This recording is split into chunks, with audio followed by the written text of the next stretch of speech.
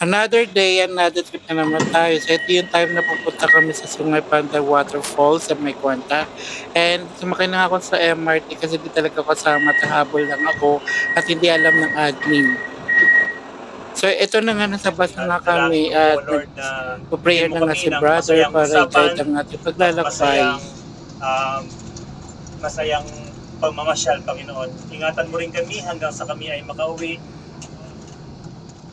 Ito lamang po ang aming panalangin sa ngalan ni Jesus. Amen. Amen. Thank you, Lord. Sige po.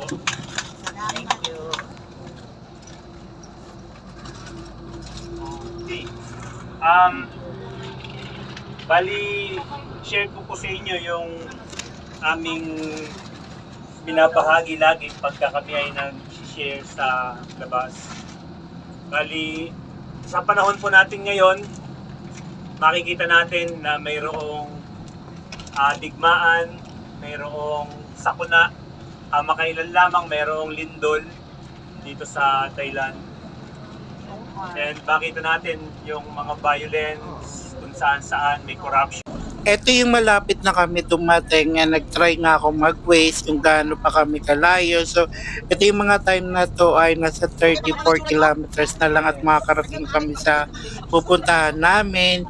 So, ganyan guys, normally napaka-beneficial ng paggamit ng waste dito kasi tumbok na tumbok niya talaga yung lugar na pupuntahan mo. And accurate siya minsan kasi lalo na pagka hindi mo talaga alam yung pupuntahin mo, makakatulong talaga ang Waze as GPS.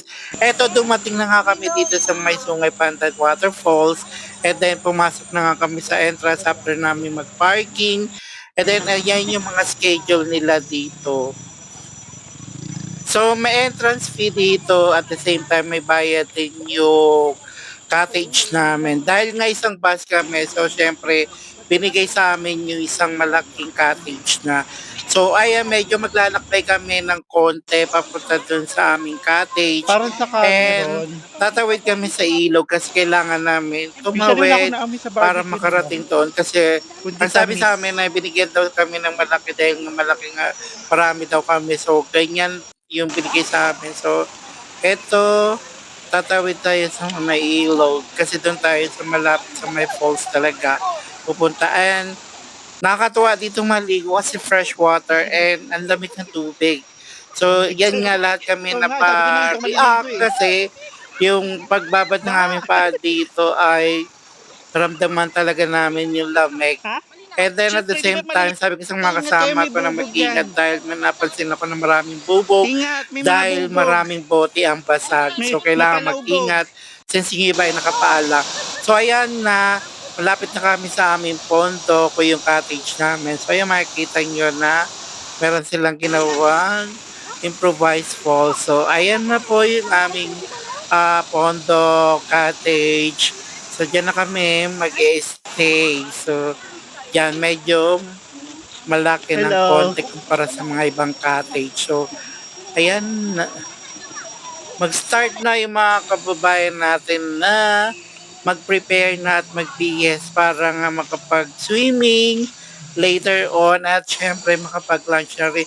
So, habang sila ay nagluluto, ako muna ay namasyal sa kabila pagkatapos kong mag-toilet.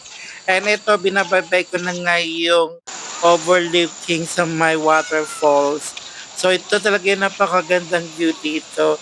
So dati nakikita ko lang to and I must admit it and I said to myself I made it. So, sobrang ganda nga niya sa personal.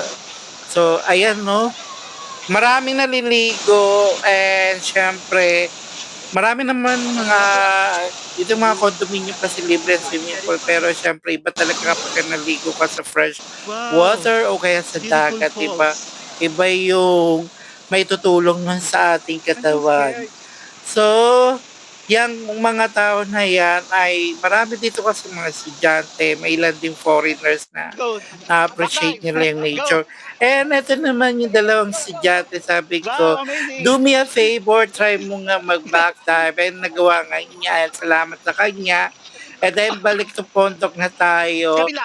sa ating mga kasama. Malinis. So, ayan, yung iba nagpapahinga pa rin. So, eto, nagluto na nga sila mag-barbecue chicken. Parang mang-inasal style siya. So masarap siya and para sa lahat yan. Yung iba naman natin mga kasama ay nagbaon just in case na hindi nga magkasya yung ating pagkain. Meron tayong baka foods. Wow, ang ganda talaga. Si Don talagang prepared newscaster. Reporter na Jimmy.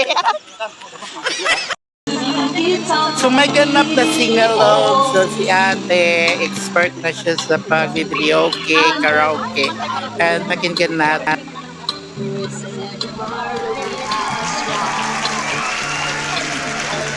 Can feel that space inside. So there's no And to continue our trip, and then bumalik ulit ako dun sa may tulay, hanging bridge, para pagmasdan ulit yung waterfalls. And nakakapangmangha talaga siya. And for me, maganda siya pagmasdan.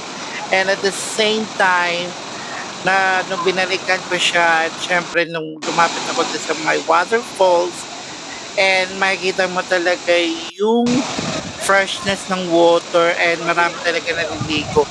Malamig siya sa unang babad mo, but pag tinuloy-tuloy mo na masarap siya and masarap yung yung hagod ng tubig sa katawan kasi nga parang nakaka-relax siya at the same time dahil yung lamig at yung boost ng tubig dun sa may baba nakaka-relax. And syempre sabi nga nila dito meron doon na aksidente kaya may mga part dyan na kailangan mag-ingat. And back to the cottage tayo, ayan may naka-join sa amin na foreigner. Masyado nila na-appreciate yung kasiyahan ng mga Pilipino sa karaoke. Ayan, yung kasama ko, siya, Alan Curtis, and then yan, yung husband niya, nag-swimming sila together while with video. Wow, sakala nila picture. Video. Sabi ko, video, hindi picture. Yan. Akala nila nagbibideo, nagpipicture ako, pinipicturean ko sila. Sabi ko, video to, hindi to picture. And nakakatuwa kasi nagtampisaw dito kasi yung lamig ng tubig. Nakaka-relax sa pagod na katawan. And parang niyang minamasay talaga yung katawan. Lalo na yung pass ng falls na yan sa katawan.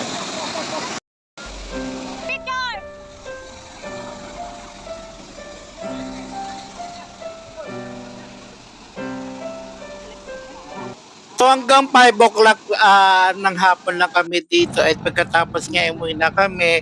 So syempre medyo yung malayo to sa KL. So medyo ginabi na kami sa aming pauwi. So habang papauwi, pinagmasdan ko yung dinadaanan. Makita nyo yung Petronas Tower. So sobrang buhay na buhay siya kapag may ilaw sa gabi. Ayan o. Mapapansin nyo, napakaganda niya. KL City, the City of Lights, Malaysia.